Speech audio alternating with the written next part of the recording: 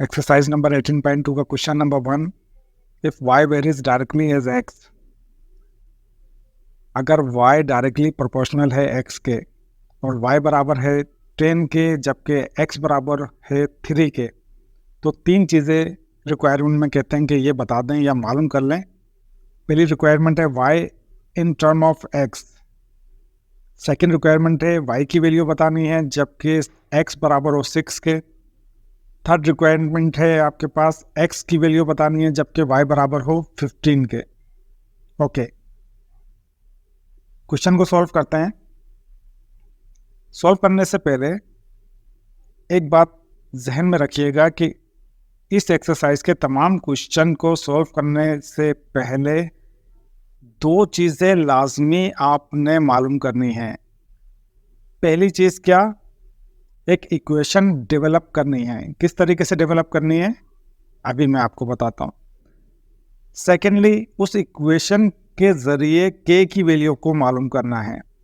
ठीक है, ये दोनों चीज़ें आपको हर सवाल में करनी पड़ेंगी। ठीक है, कैसे? ये देखिए, इस सवाल के अंदर कंडीशन क्या गिवन है? y varies directly as x। Okay, इसका मतलब है y डायरेक्टली प्रोपोर्शनल है x के, तो y के साथ प्रोपोर्शनैलिटी का साइन लगाएंगे और x। अगले स्टेप के अंदर y is equal to K x, proportionality का साइन को हटाकर इज इक्वल टू का साइन लगाएंगे और k जो कि कांस्टेंट है x के साथ लगाएंगे। ये आपके पास इक्वेशन 1 बन गई है। सबसे पहला काम आपने यही करना है कि एक इक्वेशन डेवलप करनी है, तो ये पहला काम हो गया आपके पास। इसी इक्वेशन के जरिए आपने k की वैल्यू को मालूम करना है। ओके, तो सेकंड जो हमारे पास मोस्ट इंपॉर्टेंट काम है k की वैल्यू मालूम करना, वो मालूम करते हैं।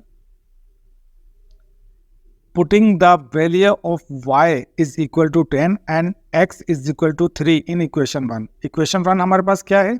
y is equal to K x.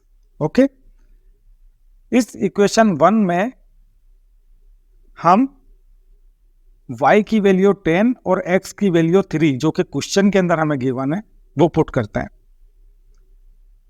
y की जगह 10 रखा इज इक्वल टू के x की जगह 3।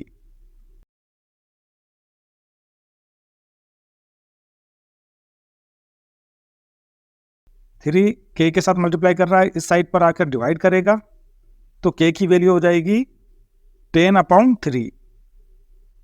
तो देखिए, हमने इक्वेशन भी डेवलप कर दी और k की वैल्यू भी मालूम कर दी।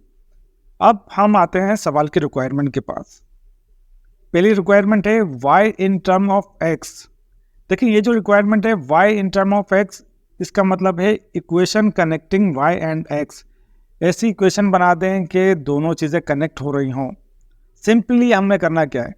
पहली रिक्वायरमेंट को सॉल्व करते हैं। y in term of x, putting the value of k in equation 1। Equation 1 के अंदर k की वैल्यू रखनी है सिर्फ हमने।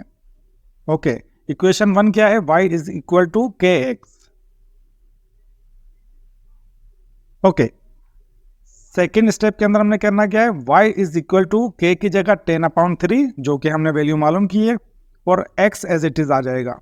तो ये हो गया y in term of x। ठीक है, पहली रिक्वायरमेंट हमारी पूरी हो गई। सेकेंड रिक्वायरमेंट की तरफ चलते हैं। सेकेंड रिक्वायरमेंट में कहते हैं कि भाई y की वैल्यू मालूम कर दें अगर x बराबर हो 6 के। ओके,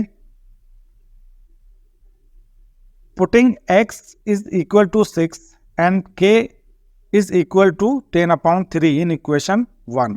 देखिए, इक्वेशन 1 के अंदर ही हमने सारी वैल्यूज को रखना है। ठीक है, अब यहाँ पर कहते हैं कि x की वैल्यू 6 रखनी है आपने और k तो हमें पहले से ही पता है 10/3। तो इक्वेशन 1 में दोनों वैल्यू को रखते हैं। y is equal to K x हमारे पास इक्वेशन 1 है। सेकेंड स्टेप के अंदर y इज इक्वल टू के की जगह 10/3 एंड x की जगह 6। इसको सॉल्व कर लेते हैं। 3 1 3, 3 2 6, 2 10 से मल्टीप्लाई करेगा तो 20। y is equal to 20। y की वैल्यू हमने मालूम कर ली, 20 y की वैल्यू है। सेकेंड रिक्वायरमेंट भी हमारी पूरी हो चुकी है।